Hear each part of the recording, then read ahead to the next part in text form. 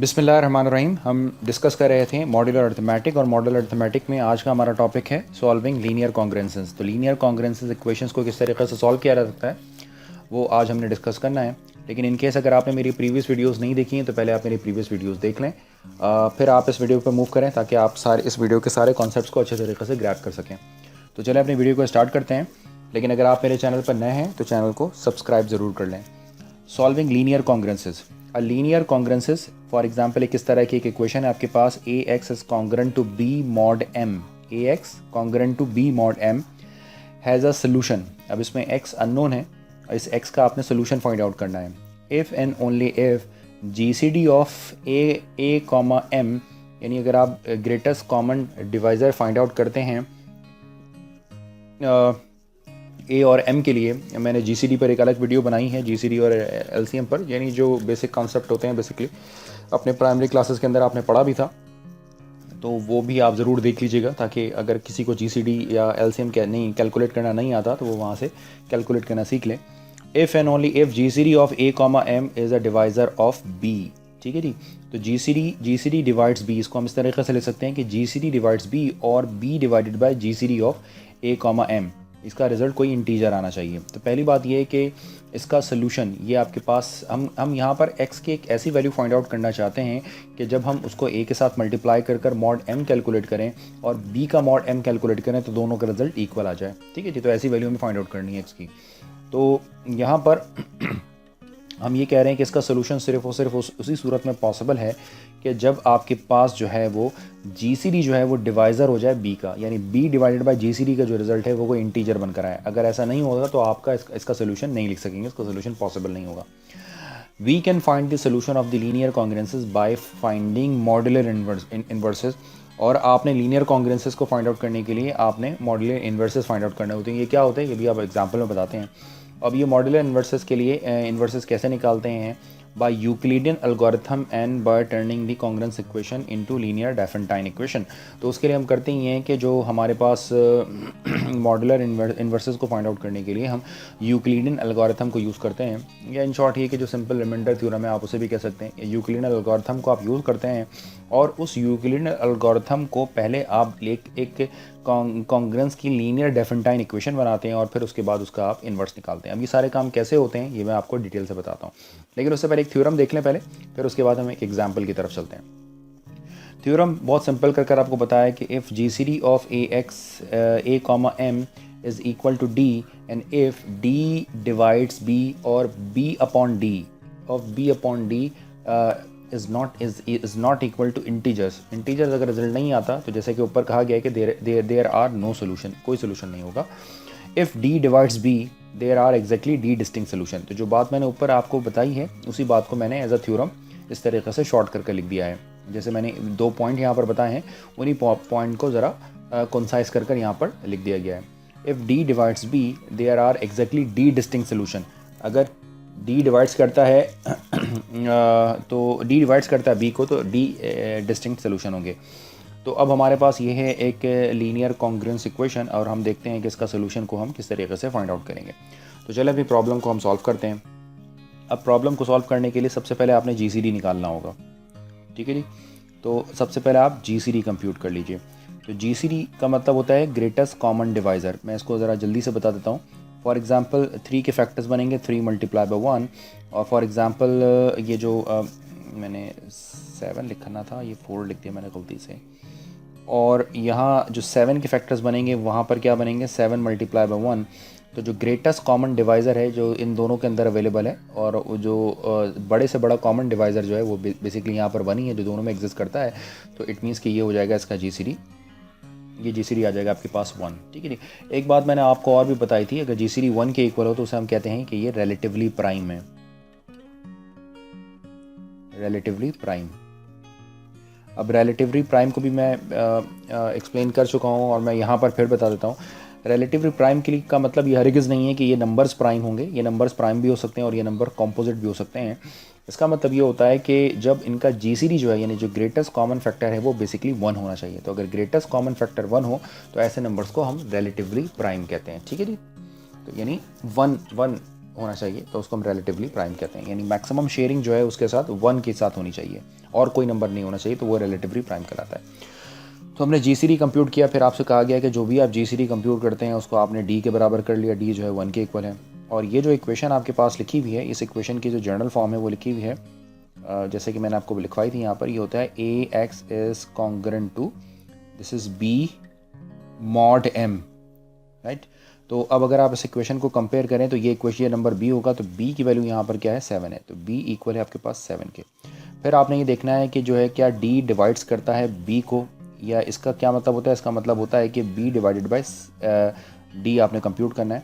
तो B divided by D का मतलब है 7/1, 7/1 का मतलब हो गया 7, तो ये हो जाएगा 7, और ये है आपका बेसिकली इंटीजर, तो इट मीन्स इंटीजर्स हैं, तो इट मीन्स सोल्यूशन एग्जिस्ट, इसका जो सोल्यूशन है एग्जिस्ट है। अब ये सोल्यूशन एग्जिस्ट भी करता है, और ये कितना एग्जिस्ट करता है, यहाँ पर 7 डिस्टिंक्ट सोल्यूशन होंगे, 7 डिस्टिंक्ट सोल्यूशन एग्जिस्ट। तो अब यहाँ पर 7 डिस्टिंक्ट सोल्यूशन एग्जिस्ट करते हैं, जिसे हम अभी कैलकुलेट करते हैं। अब इसको कंप्यूट करने के लिए तो पहले तो काम ये कीजिए कि आप इसको एक लीनियर डेफिनेटाइन इक्वेशन के अंदर चेंज कर लें। ये इक्वेशन सिंपल है, इसको आप लिख सकते हैं 3x इज इक्वल टू, यहाँ पर लिख लीजिए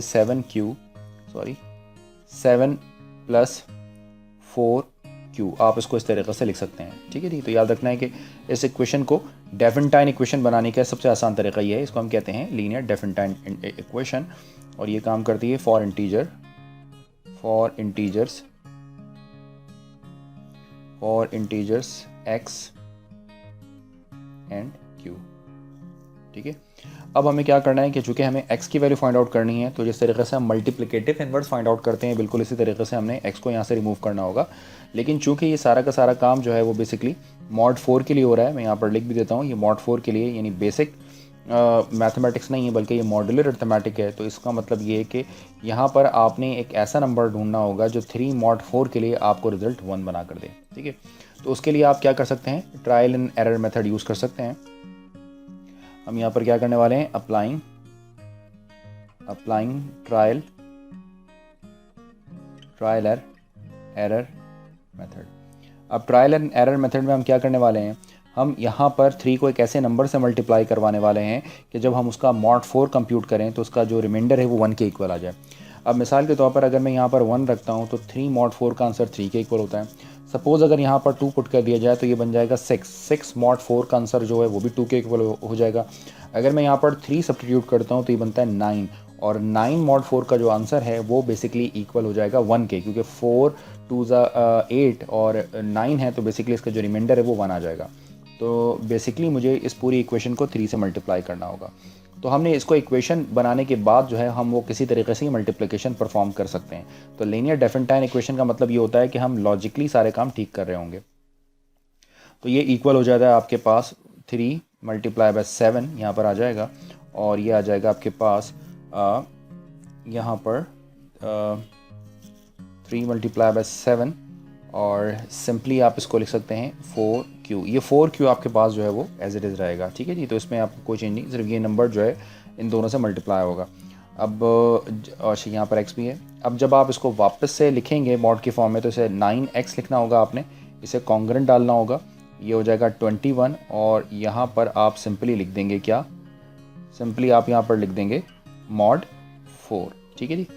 तो अब आप मुझे बताएं कि जब आप 9 को mod 4 के लिए करेंगे तो 9 4 1 4 4 2 8, तो इसका जो रिमाइंडर है वो 1 हो जाएगा, तो ये बन जाएगा 1.x।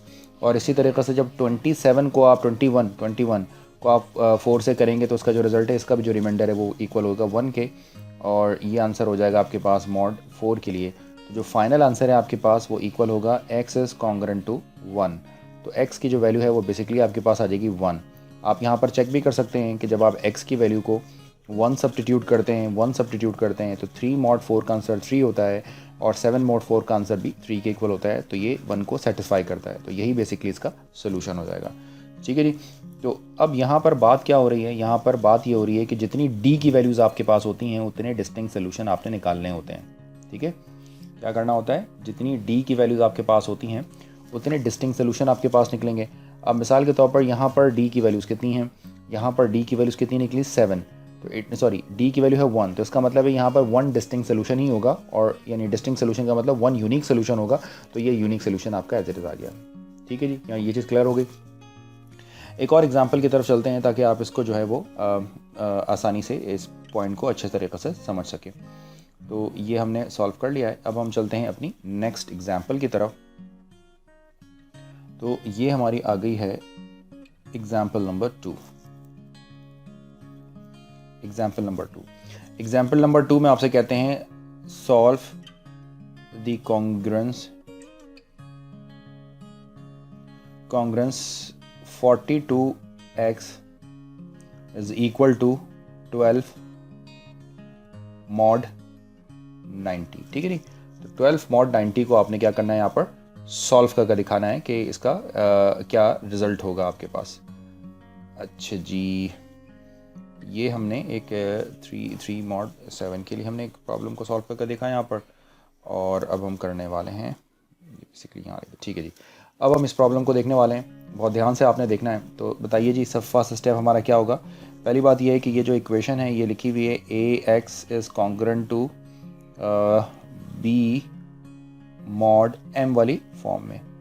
ठीक है जी, तो यहाँ पर आपको चाहिए a की वैल्यू कितनी है 42, आपको चाहिए b की वैल्यू है 12, आपको चाहिए m की वैल्यू कितनी है 19। तो स्टेप नंबर 1 में आपने GCD कंप्यूट करना होता है और उसको हम D के बराबर रख रहे हैं, और ये GCD आपको किसका निकालना होता है A, M के लिए। तो अब आप मुझे बताएं कि GCD ऑफ A, M का क्या मतलब है कि आपने GCD निकालना है 42 और 90 का। तो जब आप 42 और 90 का जब आप GCD कंप्यूट करते हैं तो मैं आपके लिए ये टास्क छोड़ रहा हूँ, उसका रिजल्ट आता है 6, कि आप खुद कंप्यूट करके देखिएगा। ठीक है जी, तो पहला स्टेप हो गया। सेकंड में ये होता है कि इसका GCD यानी इतने आपके डिस्टिंक्ट सोल्यूशन होंगे, ये आपके आ जाएंगे डिस्टिंक्ट सोल्यूशन, यानी 6 डिस्टिंक्ट सोल्यूशन यहाँ से निकलने वाले हैं। लेकिन कंडीशन ये है कि जो D जो है वो डिवाइज़र होना चाहिए B का, यानी जब आप B/D करें, B/D का क्या मतलब है, B जो है वो बेसिकली 12 है और D की वैल्यू 6 है, तो आंसर आ गया 2। तो अगर इसका आंसर इंटीजर निकलता है जैसा कि हमें नज़र आ रहा है, तो इसका आंसर आ गया इंटीजर। तो इसका आंसर इंटीजर आता है तो इट मीन्स सोल्यूशन पॉसिबल, यानी आपका जो सोल्यूशन है वो सोल्यूशन आपका एग्जिस्ट करता है। अब यहाँ पर 6 डिस्टिंक्ट सोल्यूशन एग्जिस्ट करते हैं। अब अगर आपने इसको किसी तरीके से चेंज करना है, कुछ करना है, जैसे कि हमें नज़र आ रहा है कि 42, 12 और 90 जो है उसको हम डिवाइड कर इस इक्वेशन को थोड़ा रिड्यूस कर सकते हैं, तो उसके लिए पहले लीनियर डेफिनेटाइन इक्वेशन आपने बनानी होगी। वो इक्वेशन कैसे बनती है, बहुत आसान है। इस इक्वेशन को फॉर्म करने के लिए आपने जस्ट लिखना है 42x कॉन्ग्रुएंट की साइन इक्वल टू की साइन आपने लगा देनी है, यहाँ पर लिखना है आपने 12 और यहाँ पर लिखना है 19q। अब आप इस इक्वेशन को टेक्निकली 6 से डिवाइड कर सकते हैं। तो अगर इस इक्वेशन को 6 से डिवाइड कर दिया जाए तो ये जो रिज़ल्ट है आपके पास क्या हो जाएगा, ये रिज़ल्ट बन जाएगा 7x is congruent to 2 + 15q। और वापस से इसे मॉड की फॉर्म में अगर आप लिखना चाहें तो कैसे लिखेंगे, इसे आप वापस मॉड की फॉर्म में इस तरीके से लिखेंगे कि बनेगा 7x is congruent to this is 2 mod 15 होगा। अब आपने क्या करना है, यहाँ पर ट्रायल एंड एरर मेथड ढूंढना है, यानी इस 7 को रिमूव करना है। तो 7 को रिमूव करने का मतलब ये है कि आपने यहाँ पर ऐसे नंबर से इसको मल्टीप्लाई करना है जिससे इसका जो रिमाइंडर है वो 1 के इक्वल आ जाए। तो आप इसमें नेगेटिव या पॉजिटिव कोई भी इंटीजर को सर्च कर सकते हैं। ठीक है, मिसाल के तौर पर अगर मैं इसको मल्टीप्लाई करता हूँ -2 से, इस पूरी इक्वेशन को -2 से मल्टीप्लाई करता हूँ, x is congruent to -2 × 2 times and then mod 15, तो ज़रा चेक कीजिए क्या होगा। ये बन जाएगा आपके पास -14x is congruent to -4 mod 15। ठीक है जी, अब क्या ऐसा हो सकता है, ज़रा डिवाइड करके देख लेते हैं। अगर इन केस कोई कन्फ्यूजन है आपको, -14 आपने लिखा और 15 से डिवाइड किया आपने, तो ये कितने टाइम्स जाएगा, ये फॉर एग्जांपल 1 टाइम जाएगा। -1 टाइम अगर करेंगे तो ये -15 होगा और इसका जो रिमाइंडर है वो बेसिकली 1 के इक्वल आ जाएगा। ठीक है जी, तो अगर आप नोट करें तो ये रिमाइंडर 1 ही चाहिए था हमें यहाँ पर, तो रिमाइंडर 1 हो जाएगा, यानी -14 15 के साथ अब आप मॉड देंगे तो आंसर हो जाएगा 1.x, और ये कॉन्ग्रुएंट हो जाएगा आपके किसके, -4 mod 15। और चूँकि -4 mod 15 है तो आप इसको जो है वो उसका आंसर -4 ही होगा, बट डिस्टिंक्ट सोल्यूशन चाहिए तो आप इसको लिख दीजिए -4 + 15k। ठीक है जी, ये आप इस तरीके से आप एक अगेन इसको डेफिनेटाइन इक्वेशन में चेंज कर लें। ये डेफिनेटाइन इक्वेशन इसी पर्पस के लिए होती है आपके पास। अब आपने करना क्या है, यहाँ पर के लिए पॉजिटिव इंटीजर्स को, ऐसे इंटीजर्स को पुट करना है जिससे इसका रिजल्ट पॉजिटिव है, बट नेगेटिव भी आ सकता है, बट मैं प्रेफर करता हूँ पॉजिटिव रिजल्ट्स को। मिसाल के तौर पर अगर मैं के की वैल्यू 1 रखता हूँ तो इसका आंसर जो है वो पॉजिटिव जनरेट हो जाएगा। तो देखें क्या आंसर आता है। फॉर एग्जांपल के की वैल्यू अगर हम 1 रखते हैं तो एक्स की जो वैल्यू है वो बनेगी 11। के की वैल्यू अगर हम 2 पुट करते हैं तो आंसर हो जाएगा 26। के की वैल्यू अगर हम 3 रखते हैं तो आंसर हो जाएगा 41। के की वैल्यू अगर हम 4 रखते हैं तो आंसर हो जाएगा आपका 56। और अगर के की वैल्यू हम 5 पुट करते हैं तो आंसर हो जाएगा 71। और के की वैल्यू अगर हम 6 रखते हैं तो आंसर हो जाएगा 86। और ये तमाम का तमाम आंसर जो वो मॉड 90 के लिए। अब मेरा क्वेश्चन यहाँ पर ये है कि क्या हम के की वैल्यू जो है वो 7 नहीं रख सकते हैं? बिल्कुल रख सकते हैं। अगर हम के की वैल्यू को 7 रखते हैं यहाँ पर तो आपका जो भी आंसर आएगा वो बेसिकली इससे, क्योंकि आपका वैसे भी नज़र आ रहा है कि मॉडुलो जो है वो आपका 90 है, तो मॉडुलो 90 का मतलब यहाँ पर 90 से छोटी ही 6 वैल्यूज़ पॉसिबल हैं। और अगर आप 90 से बड़ी वैल्यू आएगी तो वो ऑटोमेटिकली वो नंबर्स रिपीट हो जाएगा, रैप अप करेगा, वो वापस से इसका आंसर जो है वो रिपीटेड हो जाएगा और आपका जो आंसर है वो 11, 26, 41 में से कोई एक नंबर आपके पास आ जाएगा। ठीक है जी। तो इस तरीके से हम इसका सोल्यूशन फाइंड आउट कर सकते हैं। मज़ीद एक और एग्जांपल को डिस्कस कर लेते हैं, ताकि जितनी ज़्यादा एग्जांपल्स करेंगे हमारे कॉन्सेप्ट उतने ज़्यादा अच्छे हो जाएंगे। अब हम करने वाले हैं find all solutions to congruence to linear congruences. अब एक लीनियर कॉन्ग्रेंसेस आपके पास 55x is congruent to 35 mod 75। तो अब हम इसे कैलकुलेट करते हैं। आइडिया आपको ज़रूर हो गया होगा, तो बहुत जल्दी हम इसको कैलकुलेट करने वाले हैं। तो सबसे पहला काम तो ये है कि आप डी कंप्यूट कर लें, which is equal to GCD। अच्छा जी, मैं वापस से लिख देता हूँ। ए की वैल्यू 5 के इक्वल है यहाँ पर, बी की वैल्यू 35 के इक्वल है, जबकि एम की जो वैल्यू है वो 75 के इक्वल है। तो GCD आपने निकालना है किसका, ए कॉमा एम का, यानी 5,75 का आपने GCD निकालना है। तो इसका रिजल्ट आया 5, या आपने खुद ट्राई करना है। और सेकंड ये है कि आपने चेक करना है कि जो डी डिवाइज़र है बी का, यानी बी डिवाइडेड बाय ए का, बी डिवाइडेड बाय डी का जो आंसर है क्या इंटीजर आता है। तो बी है आपके पास 35 और डी है आपके पास 5, आंसर आता है आपके पास 7। तो ऑफ कोर्स कि ये आंसर इंटीजर नंबर आता है आपके पास। तो जी बिल्कुल ठीक है। तो इसका मतलब ये है कि यहाँ पर 5 डिस्टिंक्ट आंसर होंगे। ठीक है जी, डिस्टिंक्ट आंसर, डिस्टिंक्ट रूट्स होंगे। अब ये 55, 35 और 75, इसको हम जो है वो इस इक्वेशन के कोफिशिएंट को थोड़ा रिड्यूस कर सकते हैं। तो पहले इसके लिए आप लीनियर डेफिनेटाइन इक्वेशन लिख लीजिए, is equal to 35 plus 75Q। और इस इक्वेशन को अगर हम थ्रू आउट 5 से डिवाइड कर लें तो ये इक्वेशन कुछ रिड्यूस हो जाएगी और ये इक्वेशन बन जाएगी 11x is congruent to 7 plus 15Q। इसको वापस मॉड के अंदर अगर हम चेंज कर लें तो ये बन जाएगा 11x मॉड 7 मॉड 15 बन जाएगा आपके पास। और ये बताइए कि अब आपने trial and error method use करना है। कौन सा ऐसा नंबर यहाँ पर डाले जिसका जब मॉड 15 कैलकुलेट किया जाए तो आपका आंसर जो है 1 हो जाए। तो अगर मैं इसको 4 से मल्टीप्लाई करवा दूँ तो ये बन जाएगा 4 मल्टीप्लाई बाय 7 और ये हो जाएगा आपके पास मॉड 15 और 44 हो जाएगा, ये 44 बन जाएगा और 15 हो जाएगा। तो 15 जब आप सिंप्लीफाई करेंगे तो यानी मैं आपसे अगर ये पूछूं कि 44 मॉड 15 क्या होगा, तो 44 मॉड 15 का मतलब हो जाएगा कि इसका जो रिमाइंडर है वो बेसिकली -1 आ जाएगा। तो यहाँ पर हम रिमाइंडर को -1 लिख सकते हैं। आप चाहें तो प्लस में लिख लें, कोई ऐसा नंबर ढूंढ लें, कोई फ़र्क नहीं पड़ता। मुझे जल्दी से ये नंबर मिल गया तो मैंने यहाँ पर माइनस जनरेट कर लिया। तो ये आ जाएगा, यहाँ पर आ जाएगा 28 और ये इक्वल हो जाएगा आपके पास क्या, मॉड 15 के। फर्दर आप इसको सिंप्लीफाई करेंगे तो ये हो जाएगा -x is congruent to 28 mod 15 का क्या मतलब होगा, ये बन जाएगा आपके पास -2 और सिंप्लीफाई कर लें, माइनस से माइनस कैंसिल हो गया तो x आ गया आपके पास 2 और ये हो जाएगा मॉड 15 2 मॉड 15 हो गया। इसकी आप वापस से इक्वेशन अगर फॉर्म बना लें एक, तो ये बनेगा आपके पास इस कॉन्ग्रेंट टू 2 + 15k, और k के लिए आप 6 डिस्टिंक्ट वैल्यूज़ पुट कर दीजिए। तो आप देखेंगे कि यहाँ पर कि जो x का रिज़ल्ट है वो कॉन्ग्रेंट हो जाएगा 2, 17, 32, 45,